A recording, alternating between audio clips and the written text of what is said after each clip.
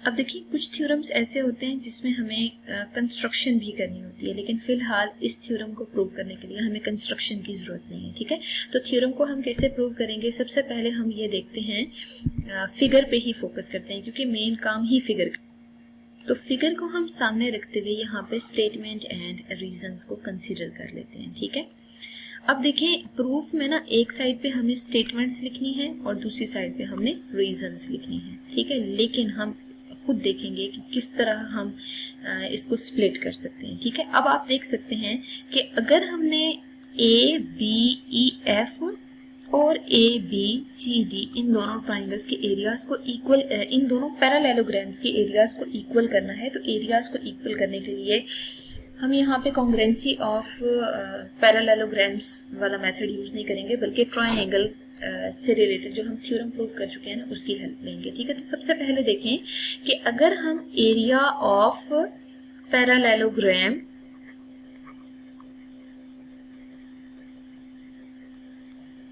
और पैरेललोग्राम का नेम क्या है, A B C D consider करते हैं। ठीक है, तो वो किसके इक्वल है, दो चीजों के इक्वल है। एक इसमें एरिया ऑफ क्वाड्रिलेटरल, क्वाड्रिलेटरल के लिए क्यू यू ए डी के बाद डॉट डाल दें। ठीक है, और यहाँ हम लिख लेते हैं ए बी सी ई डी। ठीक है, ए बी ई डी आ रही है क्वाड्रिलेटरल शेप, ये जो मिड में मैंने शेड किया पोर्शन, और साथ ही एरिया ऑफ ट्राइंगल हम लिख लेते हैं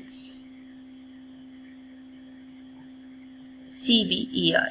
ठीक है, ये इसके इक्वल है। ठीक है, अब हम ऐसा करते हैं, यहाँ बेस्ट ये है कि रेस कर देते हैं फिलहाल और इसको जरा क्लियर करके लिख लेते हैं। ठीक है, क्लियर करने से ये होगा ना कि बेसिकली हमारे लिए रिजल्ट्स को लिखना आसान हो जाएगा और अंडरस्टैंडेबल भी होगा। ठीक है, तो यहाँ पे हम थोड़ा खुला करके लिख लेते हैं, एरिया ऑफ क्वाड्रिलेटरल ABED। ठीक है, और प्लस एरिया ऑफ ट्राइंगल, और ट्राइंगल कौन सी है, CBE आ रही है। ठीक है, अच्छा अब हम ऐसा करते हैं, यहाँ पे एरिया ऑफ पैरेललोग्राम जो सेकंड वाली है ना उसको कंसीडर करते हैं। ठीक है, एरिया ऑफ पैरेललोग्राम अगर आप वो सेकंड कंसीडर करते हैं, डेट इज ABEF। ठीक है, मतलब इस वाली पैरेललोग्राम की बात हो रही है। पहले हमने ABCD कंसीडर की थी, अब ABEF कंसीडर कर रहे हैं। तो अगर हम ये वाली शेप लेते हैं ना तो इससे हमें आइडिया है कि ये भी दो चीजों के सम के ही इक्वल होगी। ठीक है, एक आपके पास आ रहा है एरिया ऑफ क्वाड्रिलेटरल, क्वाड्रिलेटरल तो दोनों में कॉमन है ना ABED, और साथ उसके एरिया ऑफ ट्राइंगल आ रही है, एरिया ऑफ ट्राइंगल में ADF ट्राइंगल आ रही है। ठीक है, तो मतलब इन दोनों को आप प्रॉपर यहाँ पे कंसीडर कर लें। और अब हम ऐसे करते हैं, मिड में सेपरेशन कंसिडर कर लेते हैं और उस सेपरेशन के बाद मतलब जो जो रीजंस होंगे ना हम वो मार्क करते जाएंगे। ठीक है, रीजंस हम यहाँ पे मार्क कर लेते हैं। अच्छा अब देखें, यहाँ पे भी आप लिखें एरिया एडिशन एक्सम,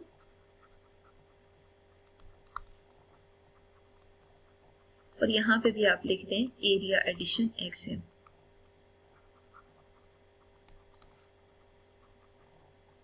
ठीक है, अब देखें कि अगर आपने इन दोनों शेप्स में देखा है ना, तो ये जो पोर्शन आ रहा है ना एरिया ऑफ क्वाड्रिलेटरल ABED और एरिया ऑफ क्वाड्रिलेटरल AB, अगर पोर्शन कॉमन है ना, जैसे मैं आपसे कहती हूँ इसका एरिया 40 सेंटीमीटर स्क्वायर आता है, तो देखिए 40 दोनों में कॉमन है, ये आंसर तो सेम रहेगा, इससे तो कोई फर्क नहीं पड़ेगा।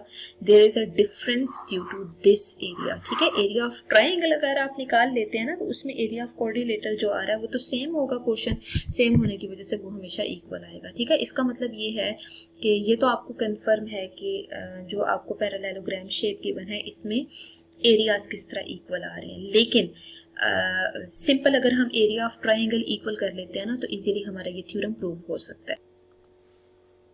अब हम क्या करते हैं, ये जो दो ट्राइंगल्स है ना इन दोनों ट्राइंगल्स को जरा कंपेयर कर लेते हैं। ठीक है, in the correspondence of triangle CBE, और जो दूसरी ट्राइंगल आ रही है वो आपको ADF की बने। ठीक है, इन दोनों ट्राइंगल्स में ये तो आपको कंफर्म है कि CB और DA ये दोनों कॉन्ग्रुएंट हैं क्योंकि ये दोनों इक्वल है। ठीक है, पैरेललोग्राम्स की दो अपोजिट साइड्स इक्वल होती हैं। फिर आप अगर देखें तो हमें कंफर्म है कि जो बी ई है ना वो भी इक्वल है। अगर आप इक्वल मार्क करें तो मेजरमेंट साथ लिख लें, ठीक है, वो भी ए एफ के इक्वल होगा क्योंकि इसमें भी ऑपोजिट साइड्स ऑफ पैरेललोग्राम होगा। ठीक है, रीजन में हम यहाँ पे भी लिखेंगे ऑपोजिट साइड्स ऑफ पैरेललोग्राम, और यहाँ पे भी आप रीजन लिख लें ऑपोजिट साइड्स ऑफ पैरेललोग्राम। ठीक है, अच्छा अब आप देखिए कि इसमें जो measurement angle C B E आ रहा है ना वो measurement angle D A F के इक्वल है। डी ए एफ के क्यों इक्वल है? क्योंकि इसकी रीजन ये है कि आपको यहाँ से आइडिया है कि बी सी ए डी के पैरेलल है, ठीक है, एंड बी ई जो है वो ए एफ के पैरेलल आ रहा है। तो इसका मतलब है ये दो कंडीशंस भी ट्रू हो गई हैं। तो यहाँ पे A side side angle postulate exist कर रहा है, ठीक है, तो सी बी ई जो है ना वो कॉन्ग्रेंट हो जाएगी ए डी एफ के। और रीजन क्या होगी?